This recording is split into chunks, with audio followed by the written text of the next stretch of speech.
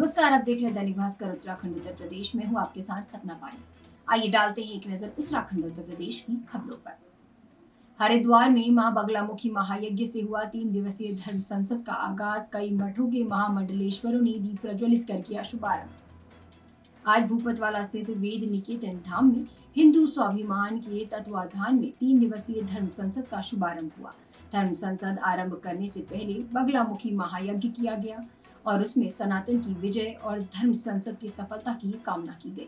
देखिए हरिद्वार से सचिन तिवारी की रिपोर्ट। जो धर्म संसद है जो धर्मादेश जारी करेगी, वो धर्मादेश भारत के लोकतांत्रिक सरकार को भी मानना चाहिए। मैं महाराज जी से आग्रह करूंगा, चूँकि यति नरसिंहानंद गिरी जी महाराज हम लोगों के सेनापति हैं और इनके ही नेतृत्व में यह धर्म युद्ध लड़ा जा रहा है। हम सब तो सैनिक हैं उस युद्ध के। हम लोग बस इतने ही कहेंगे। आप अभी पूछ रहे थे कि हिंदूवादी सरकारें हैं, सरकार सेकुलर होती है और सरकार से इस तरह की अपेक्षा करना भी नहीं चाहिए। उसी में से कोई वीर बहादुर निकल जाता है आसाम के मुख्यमंत्री की तरह, जो तत्काल, और यह गौरव है कि ऐसे मुख्यमंत्री हमारे पास हैं। उत्तराखंड के मुख्यमंत्री भी कुछ ऐसा करेंगे तो हम लोग उनके साथ खड़े होंगे।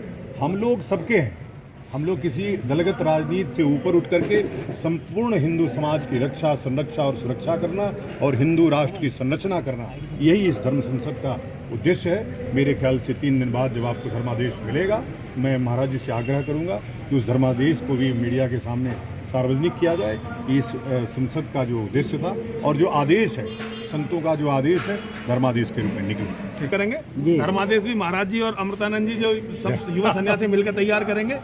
हम अपनी बात इनके दिलों तक पहुंचा चुके कि इस्लाम से लड़ना बहुत जरूरी है और अब ये आग सबों के दिलों में आ गई है। मेरा काम यहीं तक था, अब मैं लड़ने के लिए आगे चलूंगा। महाराज जी सब काम ये था, धर्म का काम धर्माचार्य करेंगे। हम तो फर्जी धर्माचार्य हैं। अरे हमारा हो गए हो ऐसे आचार्य। आज अगर कोई धर्माचार्य धर्म की या हिंदुत्व की बात करता है, आज उसके ऊपर आतंकवादी हमले होते हैं। वो आतंकवादी कौन है? वे आतंकवादी सब इस्लामिक संगठनों से जुड़े हुए हैं।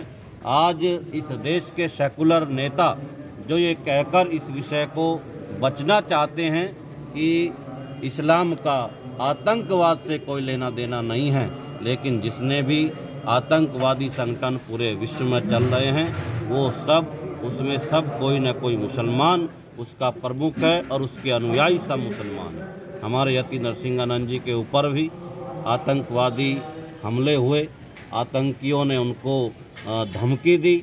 हमारे जो प्रसिद्ध मंदिर है डाशना, उसके ऊपर हमला होने का प्रयास किया, अनेकों घटनाएं हुई, लेकिन इस देश के ऐसे राजनीतिक लोगों ने बोलने का साहस नहीं किया। तो इससे लगता है कि कायरतापूर्ण ढंग का जो व्यवहार इस देश में हो रहा है, ये दोगला व्यवहार इस देश का संत समाज बर्दाश्त नहीं करेगा।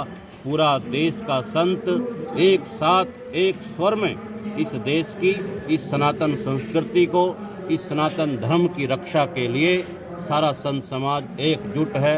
एक स्वर में आज इस धर्म संसद के माध्यम से, आप सबके माध्यम से मैं ये कहना चाहता हूँ कि भारत सरकार इस देश में चिन्हित करे ऐसे लोगों को, ऐसे संगठनों को।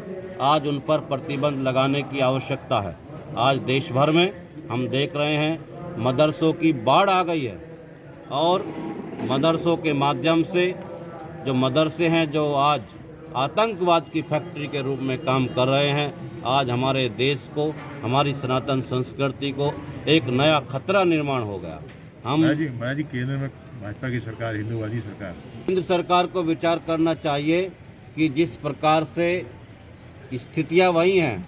सरकार तो 2014 में आई और मदरसे मुझे लगता है उससे पूर्व से चले आ रहे हैं। उन मदरसों को भारत सरकार को प्रतिबंध लगाना चाहिए। भाजपा सरकार या कांग्रेस सरकार का सवाल नहीं है। सरकार की भी समझ में आ रहा होगा कि सारी गतिविधियां मदरसों से संचालित होती है। भारत सरकार के गृह मंत्रालय को इस पर विचार करना चाहिए। भाजपा सरकार है तो इसका मतलब ये नहीं कि आतंकवादी घटनाएं नहीं हुई है या कोई ऐसी घटनाएं हमारे सैनिकों के ऊपर जम्मू कश्मीर में या नॉर्थ ईस्ट में हमले नहीं हो रहे हैं। आप सबके सामने हैं। सरकार को इस पर विचार करना चाहिए और हमारे संतों की सुरक्षा सुनिश्चित पूर्व मुख्यमंत्री हरीश रावत ने कांग्रेस कार्यालय में किया प्रेस वार्ता का आयोजन। बोले, कांग्रेस प्रदेश भर में भाजपाई ढोल की पोल खोल के रूप में करेगी जनसभा। पूर्व मुख्यमंत्री हरीश रावत ने कांग्रेस के देहरादून कार्यालय में प्रेस वार्ता को संबोधित करते हुए कहा कि कांग्रेस प्रदेश भर में भाजपाई ढोल की पोल खोल के रूप में जनसभा करेगी और आगामी 19 दिसंबर से पिथौरागढ़ की मूनाकोट से इसकी शुरुआत की जाएगी। साथ ही उन्होंने बताया कि कांग्रेस गढ़वाल के शहीद सीडीएस जनरल विपिन रावत के गांव से वीर ग्राम परिक्रमा यात्रा की भी शुरुआत करने वाली है। माध्यम से हम लोग सर्वप्रथम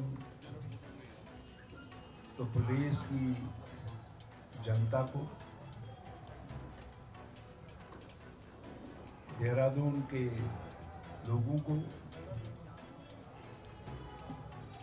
अपने जवाल जी हैं, सुरेंद्र सिंह नेगी जी हैं, बिंद्रा जी हैं, मनोज तिवारी जी हैं, अभी एक आध दो सीनियर लीडर्स और हैं, मिसेस प्रभावती गौड़ जी हैं, हमारी बहुत सीनियर इस कैंपेन को। और ये कैंपेन केवल चुनाव अभियान के अध्यक्ष के तौर पर ही नहीं होगा, ये कार्यकर्ताओं तक, नीचे तक हर कार्यकर्ता जो है भाजपाई ढोल की पोल खोल को अपना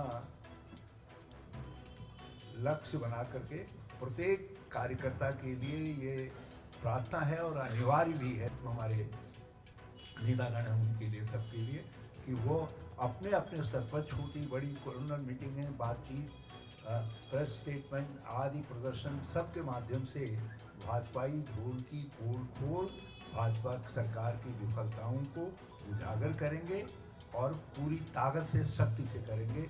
ये हमारे जो दूसरा चरण। अल्मोड़ा में सीएम ने किया आजीविका महोत्सव का उद्घाटन। 4,919.41 लाख रुपए की योजनाओं का भी किया लोकार्पण व शिलान्यास। अल्मोड़ा में आज आजीविका महोत्सव का आयोजन किया गया, जिसका शुभारंभ मुख्यमंत्री पुष्कर सिंह धामी ने किया। तो वहीं अल्मोड़ा पहुंचे सीएम धामी ने रूरल बिजनेस इंक्यूबेटर सेंटर का उद्घाटन किया और फिर साइकिल रैली को हरी झंडी दिखाई। इस दौरान मुख्यमंत्री पुष्कर सिंह धामी ने 4,919.41 लाख रुपए की योजनाओं का लोकार्पण और शिलान्यास किया। साथ ही मुख्यमंत्री ने मीडिया से बातचीत करते हुए बताया कि रूरल बिजनेस इंक्यूबेटर सेंटर के माध्यम से स्थानीय काश्तकारों, उद्यमियों व समूहों को फायदा मिलेगा। अल्मोड़ा से सोनू सिजवाली की रिपोर्ट। देखिए, इसमें ग्रामीण आजीविका मिशन में इंक्यूबेटर्स का जो है, यहाँ पर बहुत सारे लोग यहाँ पर आगे चलकर इसकी ट्रेनिंग लेंगे और जो हमारे लोकल के उत्पाद बनाने वाले हैं, लोकल के काश्तकार हैं, लोकल के उत्पाद बनाने वाले हैं, समूह के लोग हैं और जो सामान्य स्थितियों में रहते हैं, उन सभी को आगे बढ़ने का मौका मिलेगा, सीखने का मौका मिलेगा, उनके उत्पादों को बाज़ार मिलेगा।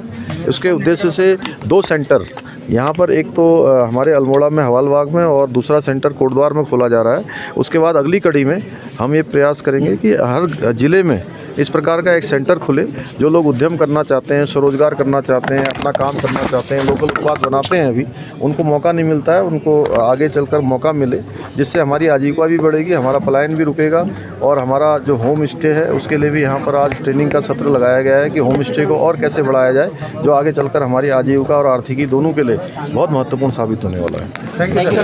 4 दिन के कुमाऊं दौरे पर पहुंचे मनीष सिसोदिया। कहा, 21 साल में हुई बर्बादी को 21 महीने में करेंगे ठीक। आम आदमी पार्टी ने कुमाऊं में चुनाव अभियान तेज कर दिया है। दिल्ली के डिप्टी सीएम मनीष सिसोदिया 4 दिन के कुमाऊं दौरे के तहत गुरुवार को हल्द्वानी पहुंचे। इस दौरान जनसभा में लोगों से बेहतर उत्तराखंड बनाने के लिए आम आदमी पार्टी को वोट देने की अपील की और हल्द्वानी के रामलीला मैदान में हुई जनसभा में उन्होंने अपना भाषण शिक्षा पर केंद्रित रखा।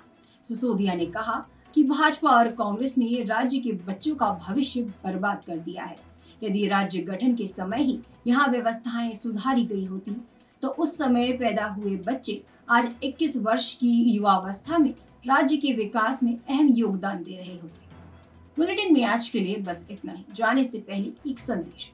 कोरोना संक्रमण अभी खत्म नहीं हुआ है, तो इससे बचे रहने के लिए समय पर वैक्सीन लगवाएं, मास्क पहनें, सामाजिक दूरी का ध्यान रखें और बाकी खबरों के लिए देखते रहिए दैनिक भास्कर उत्तराखंड उत्तर प्रदेश।